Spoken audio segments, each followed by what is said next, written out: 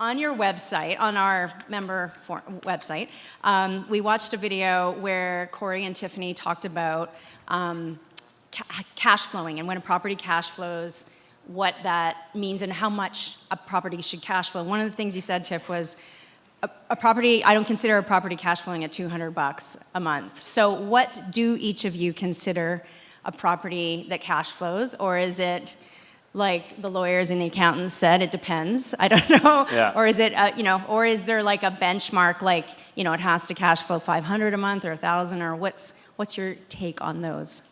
Okay, so the question is, what is the minimum cash flow in dollars that you should accept on a property? Right. So, and I'll clarify, for me, in my market, with what I need to put down on the properties that I buy, I want to see it at least at $200. But that's actually based on a percentage. And I'm not a percentage person, and I'm not a numbers person. But so it's more, how much did you put down versus how much are you getting back on a monthly basis? My market, my product, for me, I just know in there it's got to be about $200. But a better answer to it would probably be something about math. And I'm not very good at that, so I'm going to just leave it to them. True. That's you. Okay. Sure you.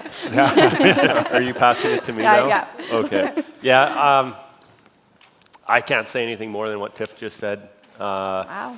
Yeah. Wow. We got that recorded. I would make sure like $200 is kind of a number that's always been in my head, but that doesn't mean that a property that is $50 a month positive cash flow doesn't work. It might work.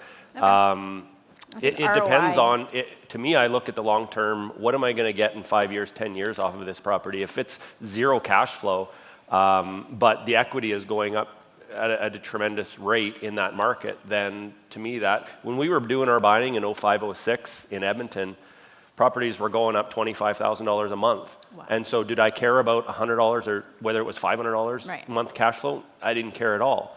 However, after you own 50 or 60 properties and they're all $100 or $200 negative cash flow, then that can kill you. Yeah. And so that's where you have to make sure it has some positive cash flow. Sure. And that it can resist if rents do drop a little bit, then you're, let's say, at the break-even part. That's okay with me. Okay. I just don't want to be negative. Okay. Dan, do you have a minimum that you do with your investment? I'm very much more like Corey. I take a holistic view of it and say, okay, for me, when I do my own financial goal and say, this is what I want to achieve in 10 years, when I look at the cash flow, it's kind of negligible, right? It's like a couple $100 for each one. It's, it still counts, don't get me wrong. Sure. But for me, that's kind of my safety net and my cushion. So if I bought all my properties with, $50, then that cushion's not very big, right? And so I take a look at it and say, well, I have some income from my regular, job, so I can float it a little bit. But at the same time, you don't want 50 properties just barely squeezing by, and then you get a cash call, right? So I think holistically, like Corey said, if I'm buying in a good market, I will sacrifice a little bit of cash flow for that upward trend, right? So I think it's really, like Tiffany was saying, you can't look at one property, you kind of have to look at your whole portfolio. Okay, great. And for me, total ROI and the 4 ways to win is important because that's your total ROI. But it's a great observation that you could have a total ROI of 20%, but a negative cash flow. And does that mean it's a good return? Probably not, because we don't like negative cash flow. There's very few situations, and there are situations, but there's very few where you would actually go for a break-even or negative cash flow. And I'll give you the example in a moment. You should have 2 minimum numbers. Number 1 is your cash-on-cash return. And this is what Tiffany was referring to, of how much I put in and how much I get out. So I bought a property, if I buy a property in the US, I don't know, $10,000 at auction, and I get $200 a month, that's fantastic. If I buy a $3 million plaza and I get $200 a month, that's terrible, right? So how much do I invest and how much do I get back? That's your cash-on-cash return, and I like to have 5% cash-on-cash return.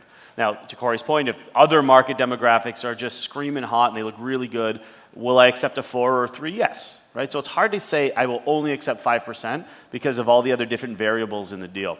And then there's minimum dollar, absolute dollar. $200 is a nice rule of thumb because if you get $200, but of course it depends on how much you spend on the property, right? So it's impossible. I would hate to say $200 is your number. I think about work effort, right? So if something's a turnkey property, I'll probably need less. That doesn't take any work. I'll probably need less cash flow a month to feel good about it than say a student rental.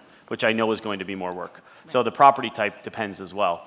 But I'll give the example of the 1 acre property that I purchased that I showed you on Friday. I bought the 2 acre, then I bought the 1 acre. That 1 acre property doesn't cash flow. In fact, the return is good because it's an expensive property, even appreciating at 3% with the leverage. But it's zero or negative. But I'm okay with that because the play for me there isn't cash flow. I have other investments that cover the cash flow. I'm not putting myself or my family in a rough situation by buying something that doesn't pay. And my play there is the development play. And it's a 20-year play, and I'm okay with that. So in my calculations, I'm okay with being negative or zero for 20 years, putting in that work and then getting paid out in the future. So that's a situation where I would break every rule that I just gave you with cash-on-cash return and minimum cash flow. And one thing I'd add to that is really at the end of the day, where we make our money in real estate and where it starts to turn into wealth is when the equity has gone up, property values go up over time, and when the mortgages get paid down. That's really, when I'm returning a joint venture partner a check at the end of 10 years, the equity appreciation is where we've made all our money, and the mortgage being paid down, the cash flow is always minimal. Really, what the cash flow does is gets you through that process and lets you last through the process long enough where you actually make really good money on the equity appreciation and the mortgage pay down. So it's not the cash flow that is going to make you wealthy. It just lets you be in the game long enough.